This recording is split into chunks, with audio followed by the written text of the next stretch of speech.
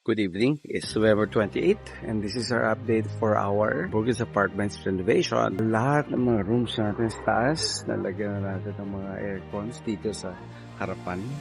So we have 5. Ayan, pare-pareho lahat yan sa taas. So pare-pareho yan. Ganda. So look at that. That's already being finished. Ito ang ating electrical wall.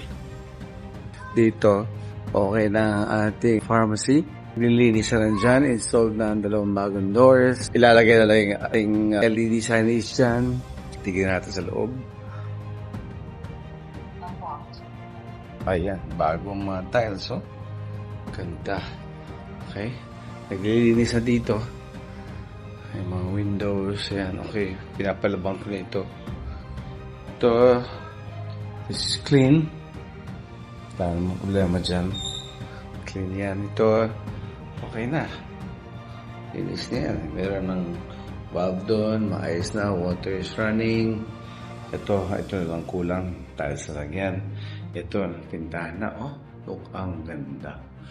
Okay, yan yung sa ating fire escape. Kalig. Okay, yan, malinis na. Oh, ganda na. Okay. Itong fire escape na ito, dapat ito nakababa. So, pwede naman natin itong i-collapse, no? Pero tsaka na muna, mabigat yan. So, ilabas tayo dito. Ayan, ganda. Ito na ating bagong pharmacy. Look. Ang ganda. Okay. Tingnan natin dito sa Go Parts pa. Ayan, solid, heavy doors. Ganda. Kulang lang dito isang CCTV dyan. Ilalagay tayo dyan. Okay, itong part na yan. Okay, ito ayan ang ating wall, oh. Ganda na, oh. Naglinis na. Pati nga ating ito kantuan. Nice yan. Papaayos ko yun. Ito, sarado na. Papaayos ko na yan. Ito, ayan, oh. Finish na. Ang kuryente dyan, dumadaan na hanggang dun. So, ang ating entry pump dyan na nakakabit. Wala rin mga messy wires. Ito, hindi mo tayo makakakit dyan kasi ito naman ang ginagawa. Finish yan. Tignan natin kung ano. Ayan, kung umpisa natin ang tiles na yan. Tapos ito, ayan. Look. Okay, so sarado muna dyan. Tignan natin dito sa likod. May mga ilaw. O, yan, ayos na. Ito, ayan, ayos na ito. Ganda na ng kantungan dyan. Wow. Okay. Finish na yan. Ayan ito. Ayan. Ang ganda. Ito rin. Nice nito. Ayan dyan. Okay. Yun yung pinakiusap sa atin ng kapitbahay. Naayos natin yan. Dadaan natin dito sa babayan. Tulungan natin ang kapitbahay natin kung hindi nila magawa. Ano? Ito. Look. Ito yung wall. Ganda na. May light na doon. Tingnan natin sa taas.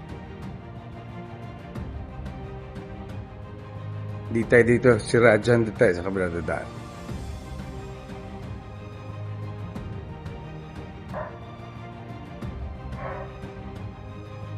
Nice. Yung hagdan doon, piging ganito yung itsura. So ito, piniprepare ito. Bababa lahat yan. I-prepare ito para kung ano yung tsura sa ibang room. Gagawin ko ito by December 10. May mag-occupy na dito. Ayos yan. Ito. So this is occupied. That's occupied. This is our common CR number 3. Nandiyan ang ating common kitchen number 1. This is occupied.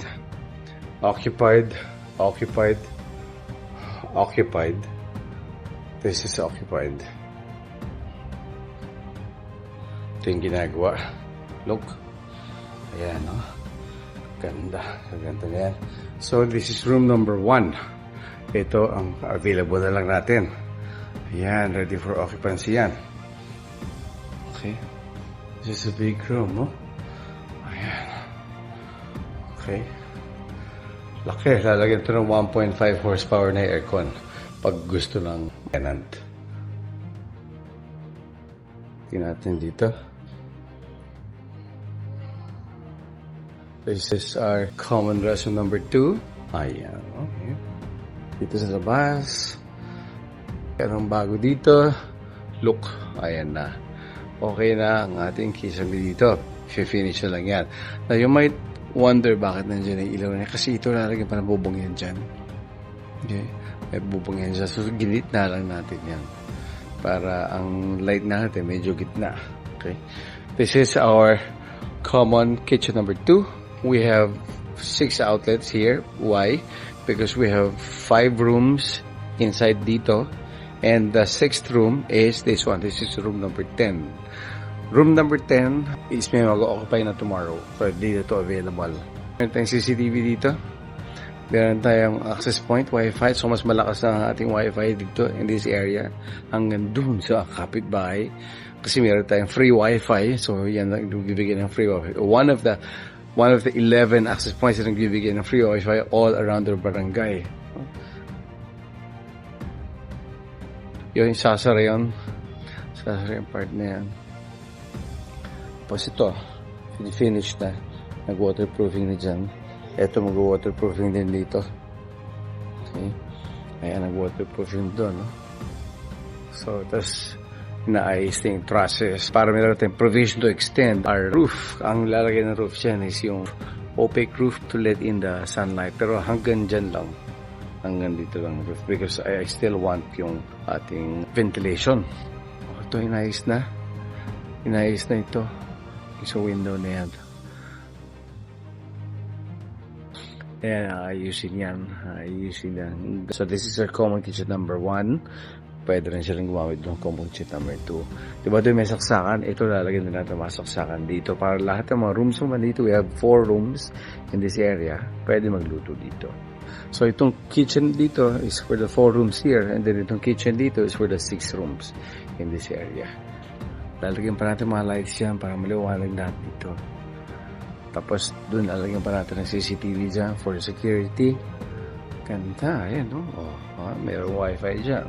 Tapos, dito sa baba, lalagyan din natin mga lights dito. So, lalagyan dyan. Lalagyan natin mga lights dyan. Dyan, sparks yan. Ganda, ang ganda dito. Kaya gawin natin parang garden area ito. Ito, waterproofing pa itong canopy natin yan. Pero look at that. Oh, ang ganda na itong area na ito. Ang ganda. Okay.